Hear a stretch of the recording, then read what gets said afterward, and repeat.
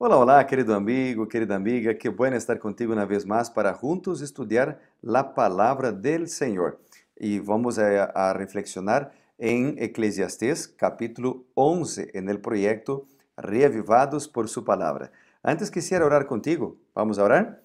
Querido Padre, bondadoso Dios, gracias por la oportunidad de estudiar tu palabra una vez más. Pedimos tu sabiduría en el nombre de Jesús. Amén. Muy bien, Eclesiastés capítulo 11 tiene 10 versículos y yo quisiera recalcar para ti en este momento solamente dos lecciones. La primera lección está en el versículo 1 y también en el versículo 6. Dice la Biblia acá en el versículo 1: echa tu pan sobre las aguas y después de muchos días lo hallarás. Bueno, acá presenta una lección interesante que se repite en el versículo 6 cuando dice: por la mañana siembra tu semilla y a la tarde no dejes reposar tus manos, pues no sabes qué es lo mejor, si esto o aquello, si lo uno y lo otro es igualmente bueno. Bueno, acá tenemos entonces la ley de la perseverancia, de la siembra y de la cosecha. Acá hay una invitación para perseverar. Echa tu pan sobre las aguas y después de muchos días lo hallarás. Lo que sembramos hoy, vamos a cosechar mañana. Podemos elegir lo que sembramos, pero casi nunca podemos elegir lo que vamos a cosechar. También acá es una invitación para que aprendamos a esperar en Dios. En el libro de los Salmos, por ejemplo, hay un montón de veces la orientación para esperar. Espera en Dios, confía en Dios. Dios sabe siempre lo que es mejor para cada uno de nosotros.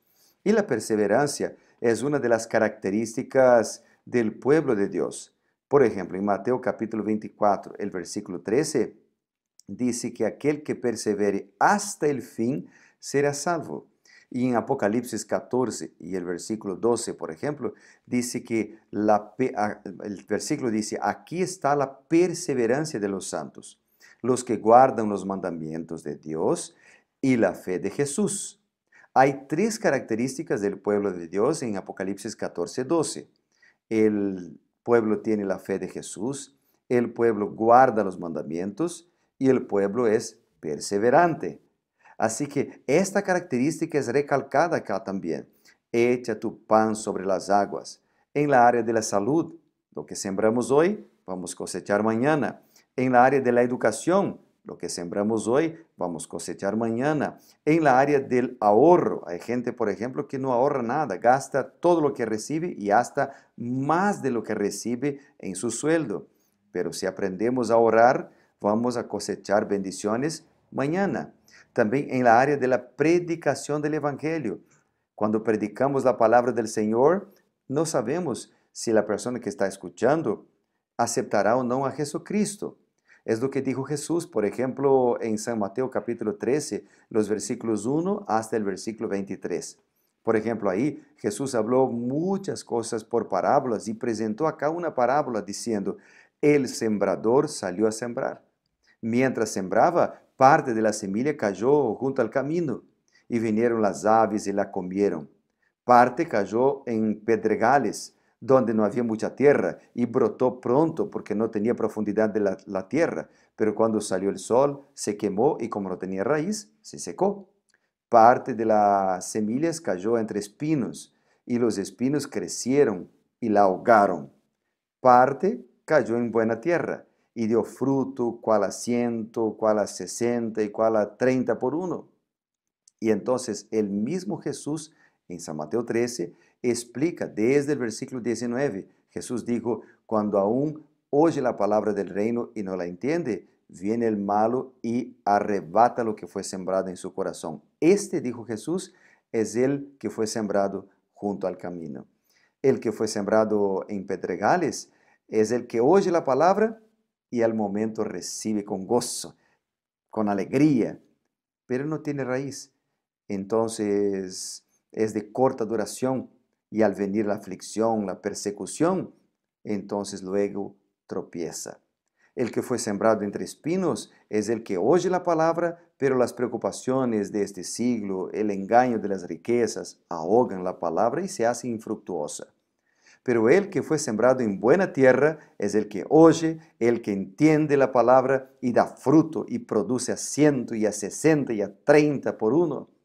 Entonces, lo mismo es lo que presenta Salomón acá, el mismo principio presentado por Jesús en San Mateo, el principio de sembrar y esperar en Dios. Hay que sembrar, hacer nuestra parte. Viste que el versículo 6 dice, por la mañana siembra tu semilla y a la tarde no dejes de reposar tus manos. Tenemos que hacer nuestra parte, hacer lo que tenemos condiciones de hacer. Y lo que nosotros no podemos hacer, dejar en las manos del Señor. Y Él siempre sabe lo que es mejor para nosotros. Bueno, la segunda lección que yo quisiera recalcar está en los versículos 9 y 10. Dice la Biblia, alégrate joven en tu juventud y tome placer tu corazón en los días de tu adolescencia. Anda según los caminos de tu corazón y a la vista de tus ojos. Pero recuerda que sobre todas estas cosas te juzgará Dios. Quita pues de tu corazón el enojo y aparta de tu carne el mal, porque la adolescencia y la juventud son vanidad. Viste que el Salomón presenta acá que podemos hacer todo lo que nosotros queremos hacer. O sea, poner en nuestro corazón todo lo que deseamos, practicar todo lo que queremos practicar, pero tener en cuenta que Dios juzgará cada uno de nosotros por nuestras acciones. Entonces, ¿cómo mantenernos fieles y puros? Bueno, el Salmo 119, versículo 9 hasta el versículo 11 dice, ¿con qué limpiará el joven su camino? Guardando su palabra.